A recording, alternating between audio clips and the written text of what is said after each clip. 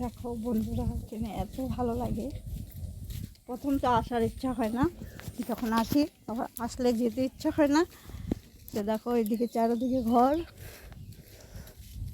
ফুলে ফুল, কি বলবো বন্ধুরা, এত ফুল। আমি এই দেখো তোমাদেরকে দেখাচ্ছি,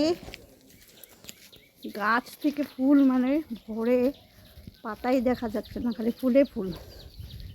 এই দেখো, আরে ওগুলো কেন উঠাও, এটা স্যান্টিক বুদ্ধু। এই দেখো সবার বাড়িঘর হয়ে গেছে। এই যে দেখো গেট, এই দেখো বন্ধুরা ফুল কত, চারদিকটা সবুজ, এত ভালো লাগে। আমাদের নাহালগনে এখন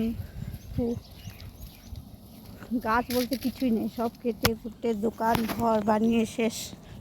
মানুষ থাকার জন্য গাছ কেটে দিচ্ছে, আর সেই গরম এখন। আগে তো ঠান্ডা ছিল, প্রতি বছর গরম আমরা বুঝতামই না, আর এখন সেই গরম থাকা যায় না।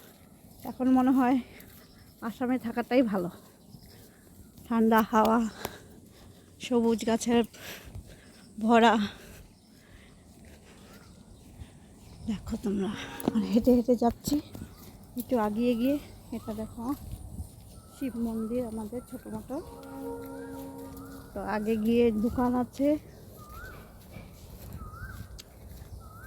দেখো নিচে ফুল, মানে কি বলবো, কি ফুল নেই, সব ফুলেরই। আমরা পূজা দিতে ফুল পাই না, আর এখানে ফুলেই ভরা।